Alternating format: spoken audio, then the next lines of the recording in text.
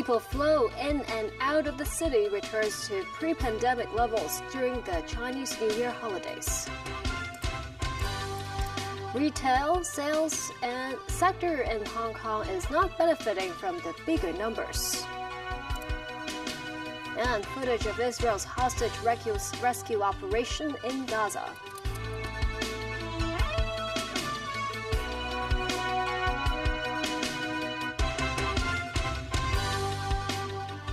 Good evening and welcome to TVB News. On this last day of Hong Kong's Lunar New Year break, the Immigration Department expects a surge of arrivals. During the first 4 days of the public holidays, more than 3.4 million travelers entered or departed the SAR, marking a return to pre-pandemic levels.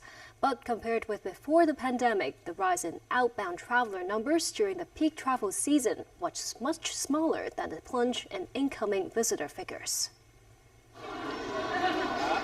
In the morning, a bustling scene at the West Kowloon station of the Guangzhou-Shenzhen-Hong Kong Express Rail Link, with many returning Hong Kong families.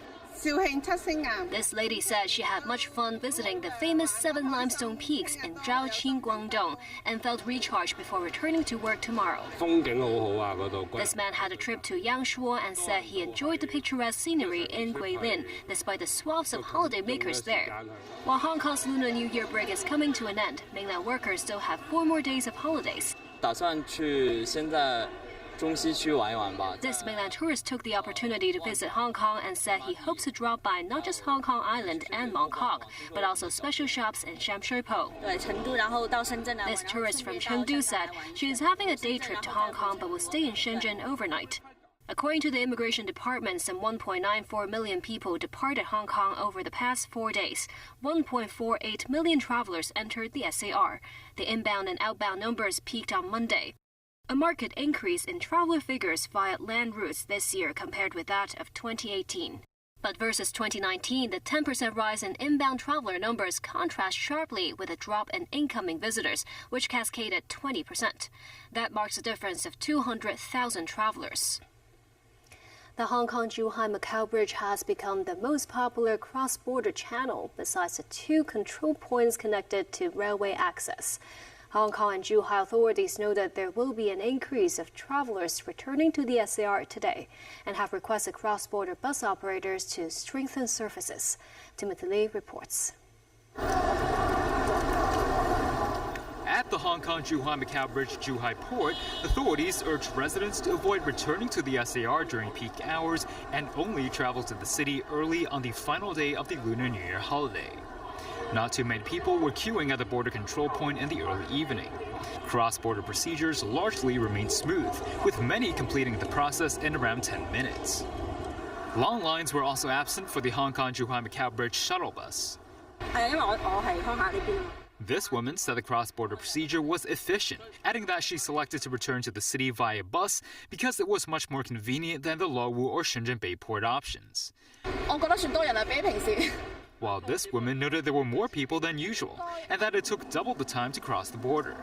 Data from Zhuhai border authorities indicated passenger flow reached 130,000 on the 12th of this month, setting a new record since the Hong Kong-Zhuhai-Macau Bridge began operating 5 years ago. Hong Kong Automobile Association President Ringo Lee believes the reason for the increased vehicle flow was because of the relaxed traffic measures during the New Year. Meanwhile, over 8,000 vehicles fitted with a single number car plate crossed the border during the holiday period, setting a new record since the implementation of the northbound travel for Hong Kong vehicle scheme.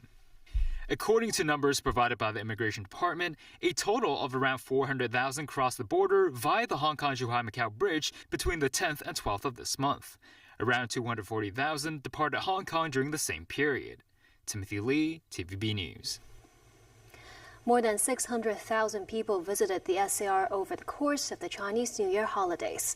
Some in the tourism sector believe the fireworks performance on Sunday helped to boost hotel occupancy, while the retail sector lamented business remained less than stellar.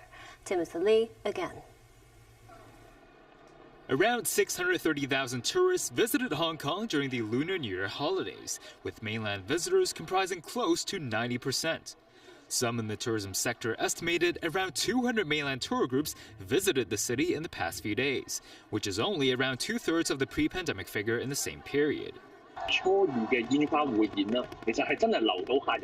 Hong Kong Tourism Association Executive Director Timothy Cui said the fireworks performance on the second day of the Chinese New Year successfully drew in at least 180,000 tourists, which is far more than the figure on the first day of the Chinese New Year. He added there were almost no spare hotel rooms available on Sunday evening, proving that Hong Kong is capable of keeping tourists through organizing large-scale events. Some mainland tourists shared how they intend to spend their money in the city during the holiday. This tourist from Qingdao said he wanted to purchase more luxury goods such as watches, adding that prices are better in the SAR. While this tourist from Hubei noted he only wanted to spend on food and products unique to the city. Meanwhile, the business situation looked rather lackluster for the retail sector, with industry representatives pointing out losses across the board over the past several days. Lawmaker Peter Xu from the wholesale and retail constituency said the situation was less than ideal for shops selling daily necessities. He noted business dropped by nearly 30% compared with that of the same period in 2019. But Xu mentioned shops selling beauty products and jewelry fared better owing to the increased tourism. Regarding concerns about whether shops in the city could extend business hours to encourage tourists to stay longer and spend more, Peter Xu said he looks forward to more imported labor to help the retail sector operate for longer hours. Timothy Lee, TVB News. An 80-year-old man is dead after falling unconscious while hiking around North Point today. The government flying services dispatched a helicopter for the rescue operation. That's after the police received the report at around 4 p.m. The man was among a group of 12 hikers along Sir Cecil's Ride and Brimer Hill Road in North Point. The helicopter carried the man to a hospital for emergency treatment, but the man was later certified dead. Overseas, Israel's military has released footage of their operation early Monday morning. They rescued 2 hostages in the southern Gaza city of Rafah. The operation killed at least 74 Palestinians, including women and children, according to Palestinian health officials.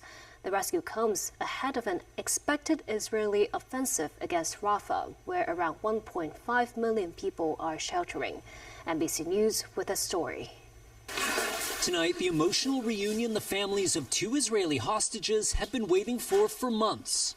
Luis Har and Fernando Marman back with their loved ones, freed from their Hamas captors by Israeli troops. They're in good condition despite 129 days of captivity. Hamas kidnapped them from a kibbutz during the October 7th terror attacks. It was very emotional to see them, to hug them, to feel them.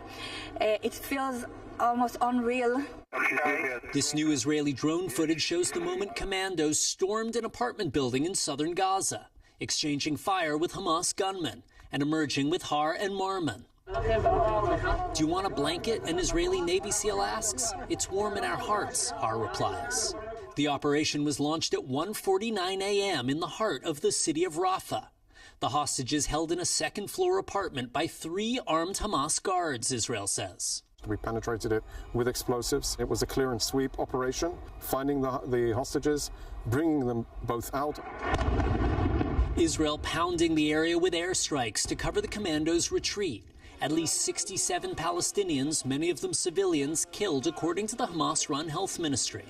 Palestinian doctors like Noor Al-Wahedi struggling to treat the wounded.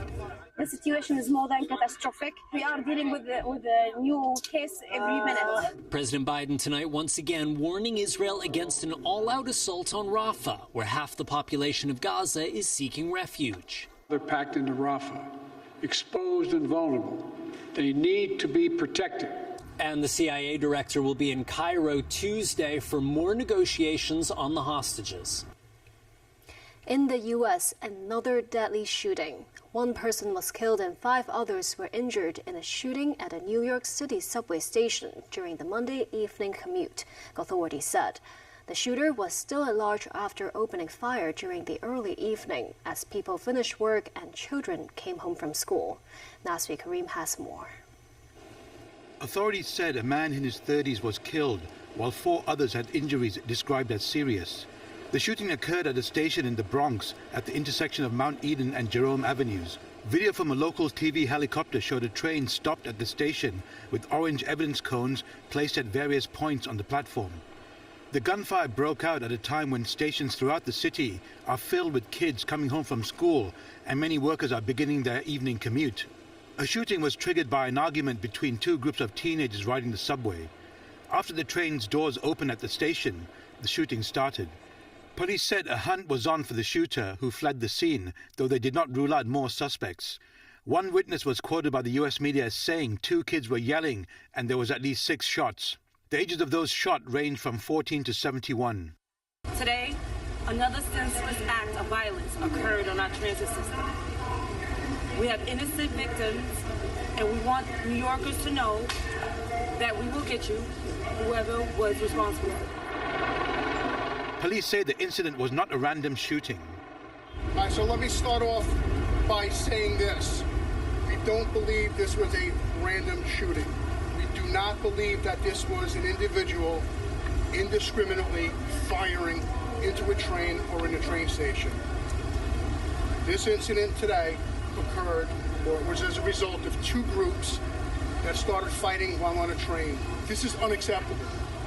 And when detectives make an arrest, and notice I said when, because I'm very confident they will, there must be swift, immediate, strong consequences. Fear of violence on the subway system spiked after a string of incidents in recent years, but overall, crime in New York City has been plummeting since the surge at the height of the COVID-19 pandemic. The number of people shot citywide dropped 39% last year compared to 2022. Killings on the subway system also dropped last year from 10 to 5. Nazri Karim, TVB News. Still ahead. Former Thai Prime Minister Thaksin Shinawatra set to be granted parole. Progress in the restoration of Notre Dame. And an LA cheerleading squad's charm offensive in Hong Kong to bring not just good spirits, but also goodwill.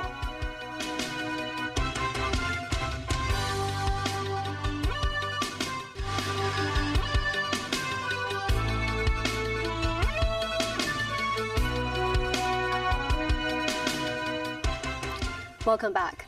Thailand's former Prime Minister Thaksin Shinawatra has been granted parole and could be released this weekend. The country's Justice Minister made the announcement today, confirmed by Prime Minister Srettha Thavisin after the weekly cabinet meeting. Thaksin last year returned from more than a decade of self-imposed exile. He became Prime Minister in 2001 and was easily re-elected in 2005. But was ousted by a military coup in 2006. He had been in exile since 2008 amid a corruption conviction he said was politically motivated. He voluntarily returned to Thailand in August and was given a jail term of 8 years, later reduced to 1 year by the king. Thaksin still has more legal hurdles, though. Thai officials said last week they have revived his royal defamation case from 9 years ago. If Thaksin is indicted, he could be detained again as soon as he is released. Scaffolding covering the summit of the Notre Dame Cathedral in Paris was removed on Monday after nearly 5 years of reconstruction. The cathedral was ravaged by fire in April 2019 and now draws closer to its renaissance. Massive cranes could be seen lifting away blocks of scaffolding to reveal the newly implanted spire and the new golden rooster and cross that adorn it. While much of the cathedral remains surrounded by scaffolding, the removal of those around the summit are giving the public and faithful a taste of what Notre Dame will soon look like once the restoration work is finished. Officials say it is well on track for a December 8th reopening. It was only this past December that Notre Dame got its rooster back. It was reimagined as a new golden rooster with licking flamed feathers. Cheerleading is not just about glamorous looks, energetic chants, and flashy routines. It can also be about connecting communities as well as extending goodwill and good spirits. During this year's Lunar New Year season, the Los Angeles Rams cheerleading squad were in Hong Kong to root for the city. We spoke with a professional cheerleading team before they returned to their country. 1, 2, 3. Taking over the streets in Mongkok here are the cheerleaders of the Los Angeles Rams, an American football team playing in the NFL. 4, 5, 6, 7, 8. The squad also cheered against the backdrop of our iconic Victoria Harbour skyline, as well as the Palace Museum at the West Kowloon Cultural District. They were invited to take part in the city's Lunar New Year parade on Saturday, which marked the second time the LA Rams cheerleading team performed for the city. Being a community ambassador is the best part of the job, really. Hong Kong has such a unique and special culture and vibe and positivity and energy about it, and I think it's really cool that we get to bring little aspects of what we do in LA and cheerleading, and then we get to bring it here and perform it in the parade and meet new people and make new connections and spread the Rams love all around Asia. Their director, Keely Fimbres, who has managed the squad for more than 30 years, told us the team's Hong Kong escapade this year also coincides with the cheerleading troop's 50th anniversary. This trip is really special. We now have a broader reach. In 4 days, we've tried to cram in all the events required, including rehearsal, the parade, some social media activities, some food tours. Meet and greet sessions too with Hong Kong's football teams. Aged between 18 and 32, many of the 27 cheerleaders work full-time in professional fields such as teaching, physiotherapy, and interior design. For them to take some time away to see this wonderful city, it's a great opportunity. Another charm offensive they hope to engage this time is to tap and expand its Chinese market. We're here to spread the passion and love for our sport, the NFL football and the Los Angeles Rams, and that critically includes our cheerleaders and their performances. There's a lot of connectivity in LA with China. We obviously have a big Chinese presence, and we're excited to reach out and grow the market. The director of the LA Rams also told us they hope they could come to Asia for more performances in 2024, and they hope to perform again at the Lunar New Year parade in Hong Kong and mainland China.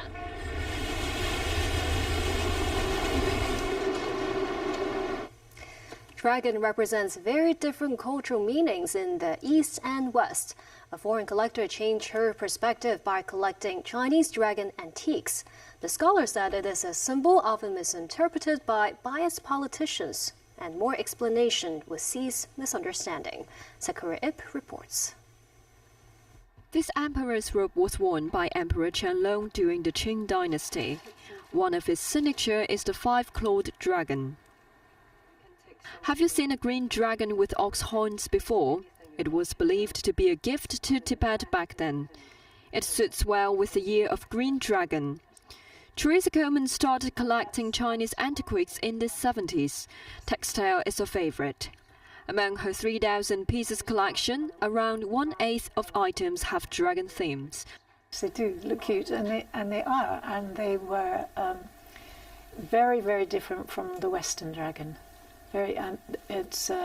It's a benevolent creature. You can tell a Ming dragon from a Qing dragon. The Ming dragons look like comic book, big eyes and bushy eyebrows, and the later dragons became more and more static by the end of the 19th century. Following her passion, she studied translated books and recorded every detail on the robe, including the bronze liberation cups for ritual ceremony, the axe representing power and justice, as well as a plate of grain representing the emperor's responsibility to feed his people. You can have a court robe in Europe, and it's just beautiful, embroidered with pearls, and it doesn't mean anything except I am rich. But the Chinese robes, they told a story. This fabric fragment was an elbow cushion case. Back then, the imperial family members would lay their elbows on this kind of cushions. According to the design and the color of this cushion case, this cushion was used by emperor, empress, and the empress dowager. The dragon represents very different cultural meanings in the East and West, said one scholar. Sometimes it was misinterpreted by politicians. Professor Cai Zhongqi, director of the Advanced Institute of Global Chinese Studies of Lingnan University, said politicians with a cultural bias use the dragon as a symbol to deliver negative messages. He pointed out that the dragon represents nature's power and happiness in Oriental tradition. He hoped more explanation will help stop the misunderstanding. Zachary Ip, TVB News. As of Monday, the Consumer Council received more than 1,300 complaints related to the friendly match between Inter Miami and a Hong Kong 11 team. The watchdog said it will be more difficult for those who purchase tickets via unofficial channels to receive a refund. The complaints related to the match, which was supposed to feature Argentine football star Lionel Messi, involved upwards of $9.4 million. The watchdog said Tatler Asia, organizer of Inter Miami's friendly match, had considered holding another event as compensation to the fans, but eventually decided that a partial refund is the best approach. More details about the refund will be announced in March. Among the complaints received by the watchdog, 20% are from tourists. Julie Wang, the Consumer Council's chief executive, said it's unlikely the organizer will compensate other costs of their trips to Hong Kong. To sports, a day after winning a second straight Super Bowl, Kansas City Chiefs Patrick Mahomes made the traditional journey to Disneyland. Mahomes finished Sunday's Super Bowl with 333 yards passing and 2 TDs as the Chiefs defeated the San Francisco 49ers in overtime. Mahomes is only the 6th quarterback to win 3 Super Bowls and was elected MVP for all 3 and the youngest to do it. Mahomes is also closing on Tom Brady's record of 5 Super Bowl MVPs. The Chiefs are the first repeat Super Bowl champions since Brady and the Patriots in 2003 and 2004. During his visit to Disneyland, Mahomes went on a parade down Main Street. I mean, it really is special, and I enjoyed every single time. And to be back at Disneyland again after being back last year, it's a moment that hopefully I'll keep getting to do over and over again. And that's the news. Thank you for watching.